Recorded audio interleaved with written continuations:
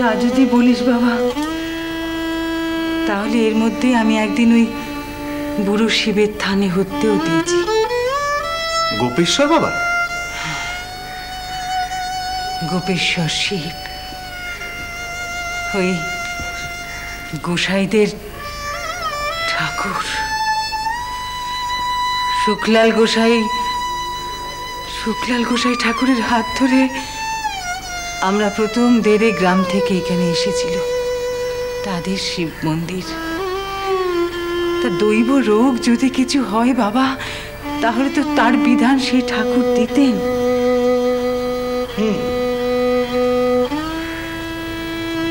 তা কি বিধান দিলেন তিনি? শুনেছি ওই বুড়ো শিব তো নাকি খুব জাগ্রত দেবতা। এই দেখো, চুপ করে গেলে যে।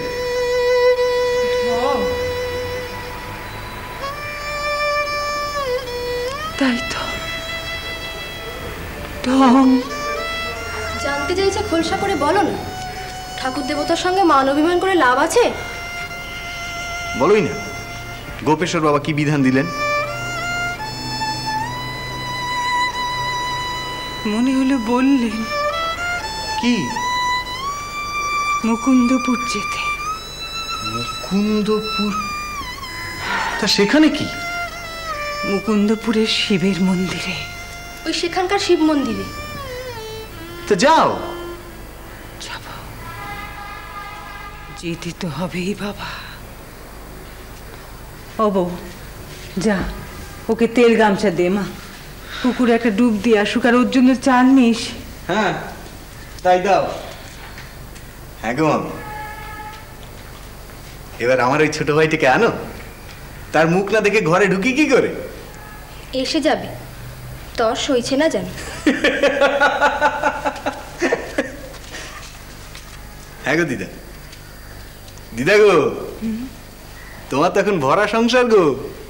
নতুন বউ, নতুন নাতি আসছে, একেবারে সুখীর সংসার।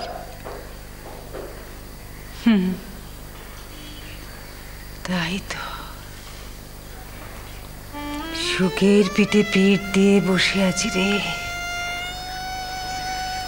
এক মুখে সুখ আর এক মুখে দুঃখ। ওই দিন আর রাতের লুকোচুরি বাবা।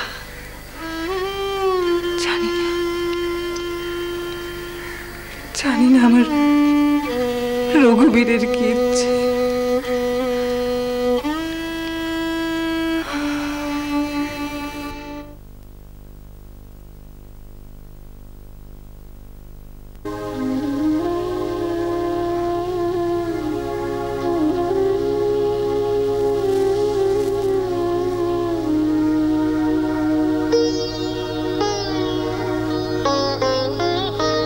শ্যামা মন ছাঁচে তোমাকে ফেলে, মনোময়ী মূর্তি লব তুলে।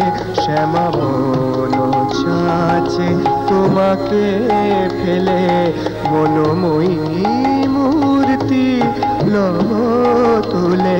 শ্যামা মন ছাঁচে তোমাকে ফেলে।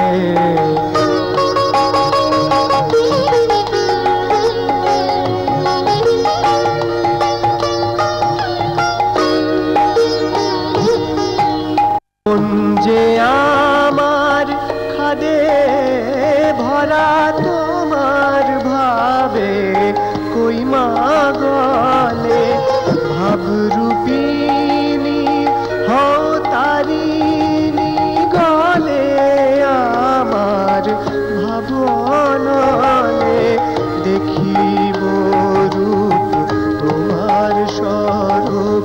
যে রূপেতে ভোলা ভোলে পুরাও আশা কীর্তি ভাষা দিয়ে দেখারিত কমলে। শ্যামা বন ছাঁচে তোমাকে ফেলে, মনোময়ী মূর্তি লব তুলে।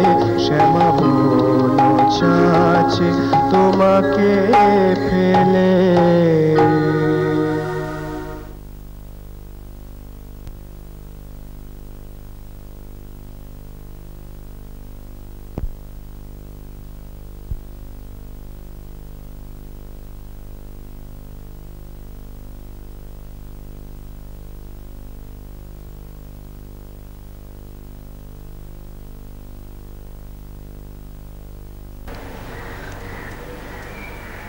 কি গো ও ছোট ভট্টাচ, এত কি ভাবের ঘরে? ও ঠাকুর, বুঝুন বুঝুন, আমি ঠিক বলিনি? ও আমি বলেছি তোমাকে? হ্যাঁ, কি বোঝো বলো দেখি একে। আমাশার রোগী না জর্জারি হয়েছে? এ কি কোনো ভবরোগ সে ডাকলেই সাড়া দেবে আবার খোঁচালেই জেগে উঠবে? মেলা কথা কয়েও না বাবু। হ্যাঁ, কি গো, কি উপসর্গ এখনো?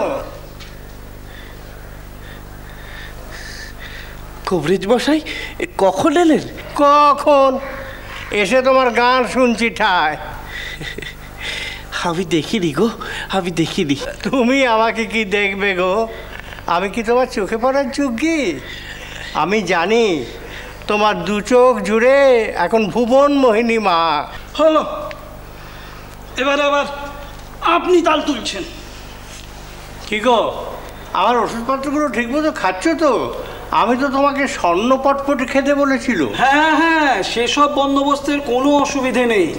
এবারে তো দেশ থেকে আসার পর সেবা পথ্যি সব ঠিক ঠিক চলছে। আর সন্ধে হলেই তো ওই খলে মেরে সব দেওয়া হচ্ছে।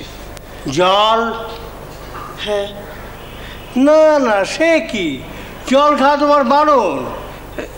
জল না খেলে বাঁচবো কেমন করে কবরেজ মশাই? না না, ও কবরেজ মশাই, আপনি আপনি আপনার বিধান ফিরিয়ে নিন। কেন? হ্যাঁ, আমি তো তোমাকে বেদানার রস খেতে বলেছিলাম। মধুরানাথবাবু সবই জানে। হ্যাঁ, সেজবাবু বলছিলেন বটে, কিন্তু কিন্তু আমার কেমন যেন একটু বাঁধো বাঁধো থাকে। আসলে আসলে মা বসুন্ধরার বুকের জল, ভাগীরথীর অমৃত বাড়ি, এসব না খেয়ে ওই বেদানার রস খাবো? আর তাছাড়া এতে কেমন যেন একটু বড়লোকি ভাব লাগে। তা কেন? হ্যাঁ, তা কেন? রোগীর পথ্যে যখন তো সে খেতেই হবে। তাছাড়া তোমার এই বায়ুচড়া ভাব কমাবার জন্যই এইসব ব্যবস্থা। দেখি। ঘুম হচ্ছে? খুব?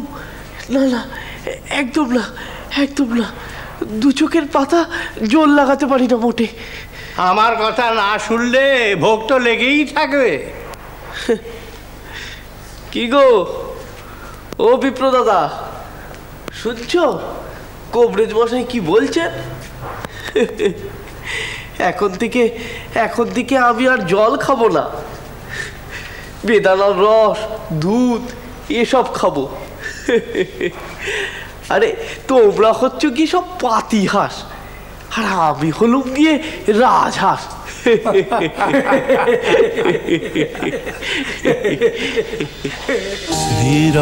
শ্রীরাম কৃষ্ণ